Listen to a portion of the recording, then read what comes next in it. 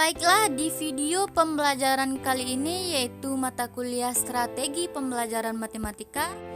Di sini saya akan membahas yaitu yang pertama, pengertian. Pengertian ini ada dari pengertian pendekatan, selanjutnya ada strategi, selanjutnya metode, dan yang selanjutnya yaitu tekniknya. Kemudian ada taktik, dan yang paling terakhir yaitu ada model. Dari keenam ini maka kita akan mencari hubungannya atau menjelaskan hubungannya dalam bentuk diagram Venn. Oke, langsung saja kita mulai. Yang pertama yaitunya pengertian pendekatan pembelajaran. Pendekatan pembelajaran dapat diartikan sebagai titik tolak atau sudut pandang kita terhadap proses pembelajaran. Jadi pendekatan pembelajaran ini ada dua jenis, yaitu yang pertama pendekatan pembelajaran yang berpusat kepada siswanya, kemudian yang kedua yaitu pendekatan pembelajaran yang berpusat pada gurunya. Yang kedua yaitu strategi pembelajaran. Kalau strategi pembelajaran ini ialah suatu kegiatan pembelajaran yang harus dikerjakan guru dan siswa agar tujuan pembelajaran bisa tercapai secara efektif dan juga efisien. Strategi pembelajaran ini bisa dibedakan menjadi dua, yaitu ada induktif dan ada juga deduktif. Yang ketiga, kita akan membahas tentang pengertian metode pembelajaran. Metode pembelajaran di sini maksudnya ialah bagaimana caranya yang digunakan untuk mengimplementasi rencana yang sudah disusun dalam bentuk kegiatan nyata dan praktis untuk mencapai tujuan pembelajaran.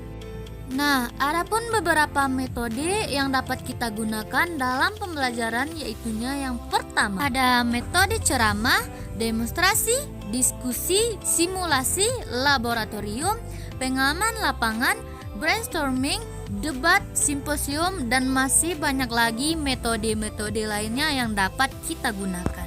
Yang keempat yaitunya teknik pembelajaran. Bagaimana pula dengan teknik pembelajaran? Teknik pembelajaran dapat diartikan sebagai cara yang dilakukan seseorang dalam mengimplementasikan suatu metode secara spesifik. Apabila antara pendekatan, strategi, metode, teknik, dan bahkan taktik pembelajaran sudah menjadi suatu kesatuan yang utuh, maka terbentuklah apa yang disebut dengan model pembelajaran. Model pembelajaran pada dasarnya ialah merupakan bentuk pembelajaran yang tergambarkan dari awal sampai akhir yang disajikan secara khas oleh guru tersebut. Dengan kata lain, model pembelajaran merupakan bungkus atau bingkai dari penerapan suatu pendekatan, metode, dan teknik pembelajaran tadi.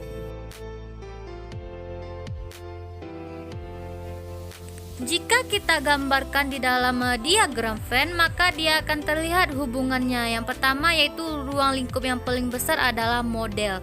Selanjutnya pendekatan, strategi, metode, dan teknik. Model yaitu bingkainya atau bungkus dari pengaplikasian suatu metode, pendekatan, dan teknik pembelajaran. Sedangkan pendekatan ini yaitu pandangan filsafat hakikat teori bahasa, pembelajaran bahasa. Selanjutnya yaitu strategi, yaitu konsepnya atau rencana yang akan kita gunakan dalam pembelajaran secara utuh. Dan metode, metode ini yaitu prosedur yang kita gunakan dalam mempelajari atau kerangka proses pembelajaran. Yang terakhir yaitu teknik, yaitu cara kita, yaitu cara khas yang operasional atau tindakan spesifik dari metode tersebut.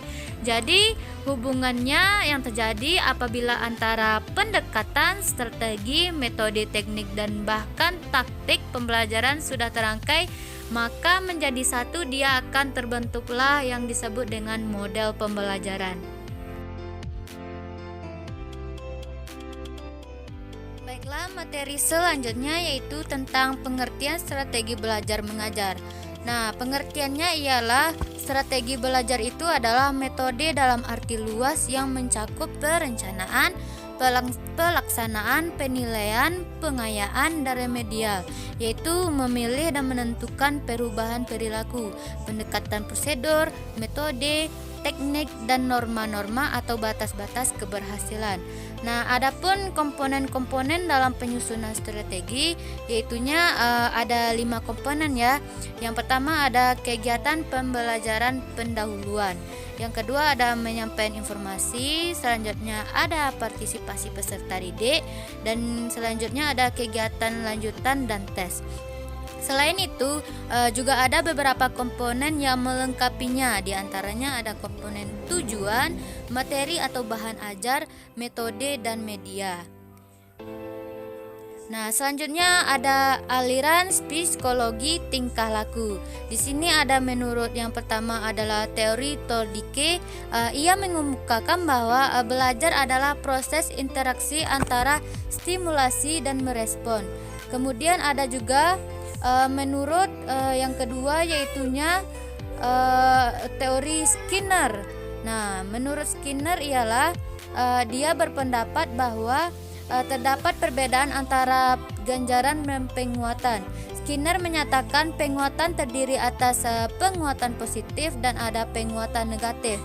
Penguatan dapat diakibatkan sebagai stimulasi positif jika penguatan tersebut seiring dengan peningkatan perilaku siswa dalam melaksanakan perilakunya itu.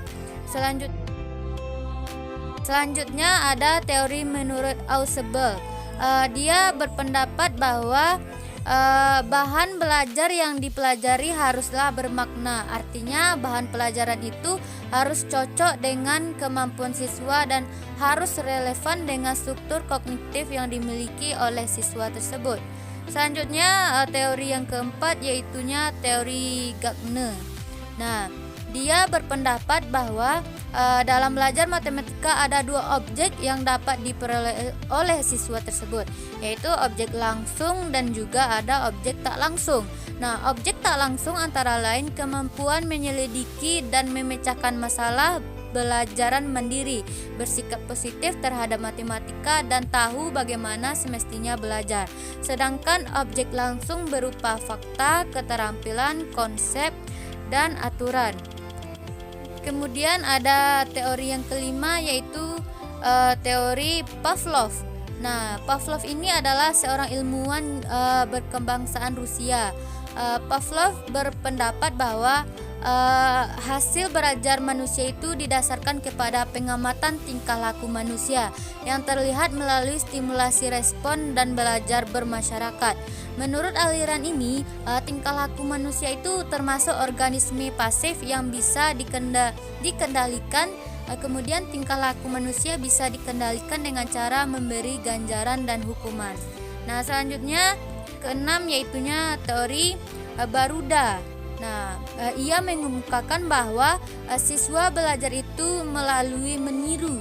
Nah, pengertian meniru di sini ialah bukan berarti menyontek ya, tetapi meniru hal-hal yang dilakukan oleh orang lain, terutama gurunya. Jika tulisan guru baik, guru berbicara sopan santun dengan mengemukakan bahasa yang baik dan benar, tingkah laku yang terpuji, kemudian dia juga akan contoh-contoh hal yang seperti itu. Dan yang terakhir yaitunya latihan mental. Aliran ini berkembang sampai dengan abad 20 ya, yang mengemukakan bahwa struktur otak manusia terdiri dari gumpalan-gumpalan otot. Agar ia kuat maka haruslah dilatih dengan beban. Makin banyak latihan dan beban yang makin berat maka otot itu makin kuat pula. Oleh karena itu, jika anak siswa ingin pandai, maka ia harus dilatih otaknya dengan cara banyak berlatih memahami dan mengerjakan soal-soal yang benar. Kemudian yang selanjutnya teori-teori belajar berbasis psikologi kognitif. Di sini pertama ada menurut teori Piaget. Nah, ia berpendapat bahwa proses belajar sesungguhnya terdiri dari 3 tahapan, yaitu yang pertama ada asimilasi, kemudian yang kedua ada akomodasi, dan yang ketiga ada akulisasi atau penyeimbangan. Kemudian Misalnya nih, seorang siswa telah memiliki pengetahuan tentang baik dan buruk. Kemudian gurunya memberi pelajaran baru tentang perbuatan baik dan buruk menurut Pancasila. Selanjutnya yaitu teori Brunner. Nah, proses belajar lebih ditentukan oleh cara kita mengatur materi belajaran yang bukan ditentukan oleh umur seseorang, seperti yang telah dikemukakan oleh Piaget. Adapun proses belajar menurut teori Brunner ini ada 3. Yang pertama ada enaktif, yaitu berupa aktivitas siswa. Kemudian yang kedua ada ikonik, berupa upaya siswa melihat dunia melalui gambaran-gambaran dan visualisasi verbal. Yang ketiga ada simbolik. Nah, berupa memahami pemahaman siswa terhadap gagasan-gagasan abstrak. Kemudian seperti juga penafsiran, analisis dan sebagaimana terhadap realitas yang telah diamatinya. Kemudian teori yang ketiga yaitu teori Gestalt. Nah, tokoh aliran ini adalah Joh Devay ya. Ia mengemukakan bahwa kegiatan belajar mengajar yang diselenggarakan oleh guru harus memperhatikan hal-hal berikut. Yang pertama yaitu penyajian konsep haruslah mengutamakan pengertiannya supaya siswa itu lebih paham. Kemudian yang kedua, pelaksanaan kegiatan belajar mengajar harus memperhatikan kesiapan intelektual peserta didiknya. Kemudian yang ketiga yaitu mengatur suasana kelas agar peserta didik siap belajar, agar dia juga nyaman saat belajar. Kemudian yang keempat ada teori Brunner.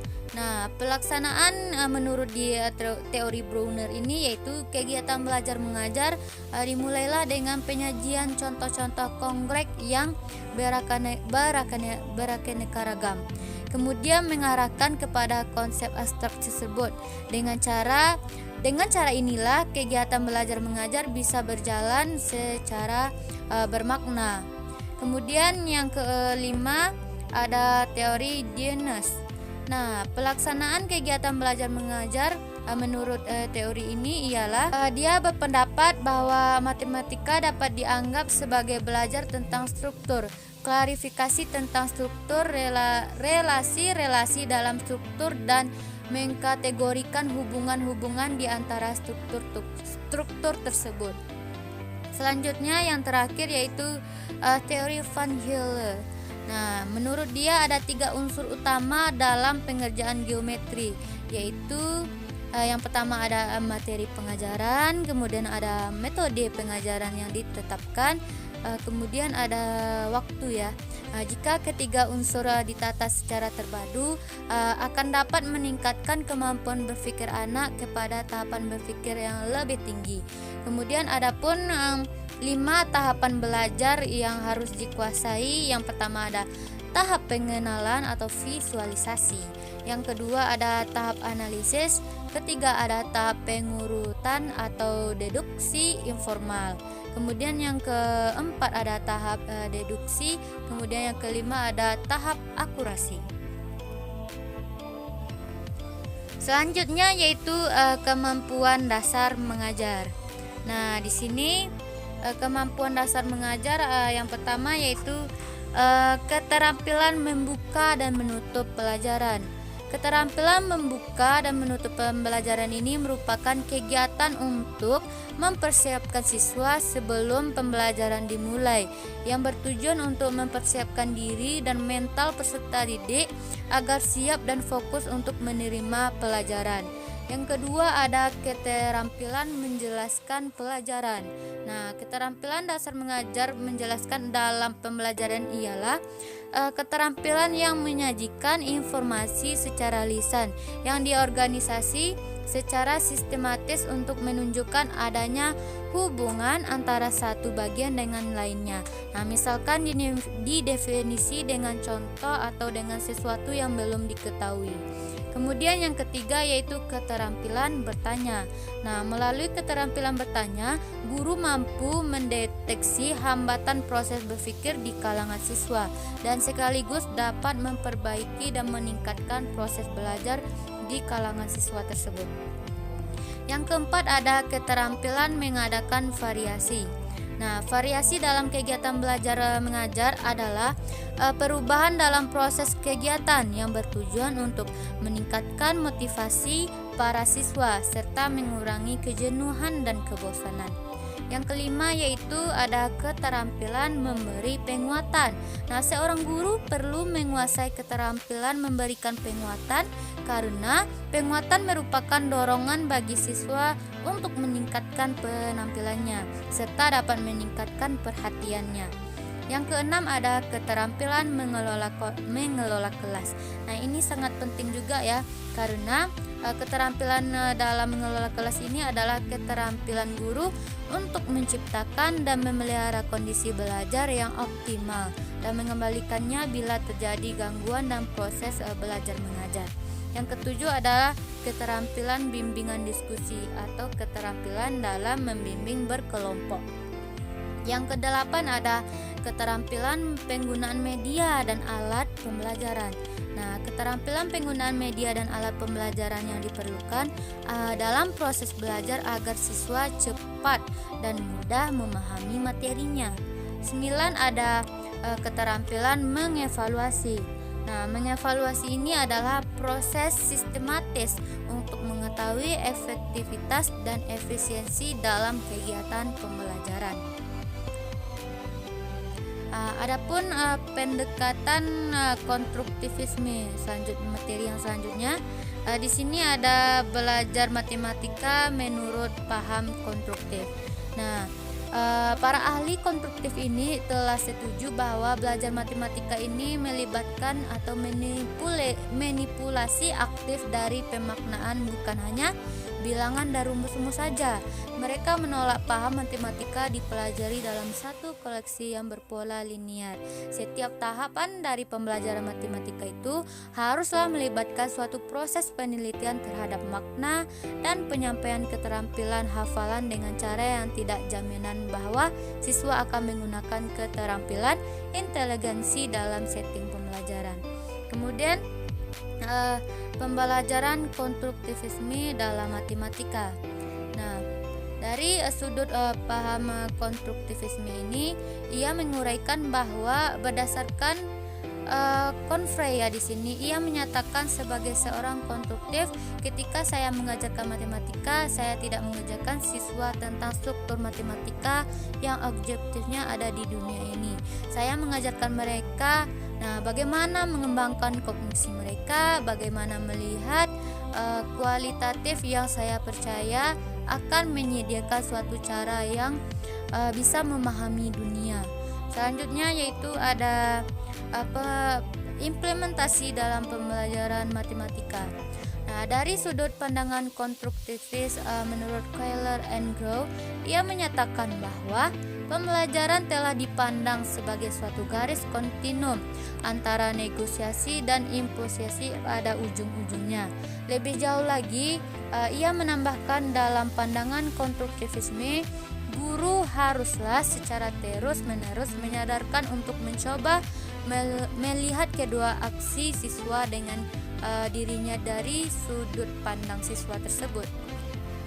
Selanjutnya ada evaluasi pembelajaran matematika menurut konstruktivisme. Nah, untuk mendeskripsikan evaluasi pembelajaran, perlulah diklarifikasi seberapa bedakah antara asesmen dan evaluasi. Nah, menurut web ini, evaluasi dalam pendidikan adalah suatu investigasi sistematis tentang nilai dan tentang suatu tujuan. Nah, termasuk di dalam evaluasi adalah kumpulan bukti-bukti secara sistematis. Adapun 3 sistematisnya, yang pertama ada siswa belajar, yang kedua ada pengembangan materi, dan yang ketiga ada programnya. Yang kelima ada posisi pengajaran konstruktivisme di antara pendekatan lainnya. Nah, untuk mendeskripsikan tentang posisi ini, Brandy ia menawarkan 5 modal dan metode pembelajaran, di mana ada yang pertama ada model posisi, yang kedua ada model behavioristik, yang ketiga ada model kognitif, keempat ada model yang keempat ini adalah model interaksional, dan yang kelima ada model transaksional. Kemudian ada contoh setting pembelajaran dari pendekatan konstruktivisme. Nah, selanjutnya yaitu pendekatan pemecahan masalah matematika. Nah, adapun dalam pemecahan suatu masalah terdapat 4 langkah yang harus kita lakukan. Yang pertama yaitu memahami masalah tersebut. Yang kedua merencanakan pemecahannya. Yang ketiga adalah menyelesaikan masalah sesuai rencana langkah kedua dan memeriksa kembali hasil yang diperoleh. Nah, adapun strategi untuk melakukannya yaitu yang pertama ada strategi act it out, yang kedua ada membuat gambar dan diagram, yang ketiga menentukan pola, keempat membuat tabel, dan selanjutnya ada memperhatikan semua kemungkinan secara sistematik. Selanjutnya ada tebak dan periksa. Selanjutnya ada strategi kerja mundur, kemudian menggunakan kalimat terbuka, dan yang terakhir ada mengubah sudut pandang. Nah, adapun materi yang terakhir yaitu pendekatan open-ended dalam pembelajaran matematika. Nah, pendekatan open-ended ini merupakan proses pembelajaran yang di dalamnya ada tujuan dan keinginan individu atau siswa dibangun dan dicapai secara terbuka. Nah, menurut Herman Suherman berpendapat bahwa open-ended individu untuk mengembangkan berbagai cara dan strategi pemecahan masalah sesuai dengan kemampuan masing-masing peserta didiknya.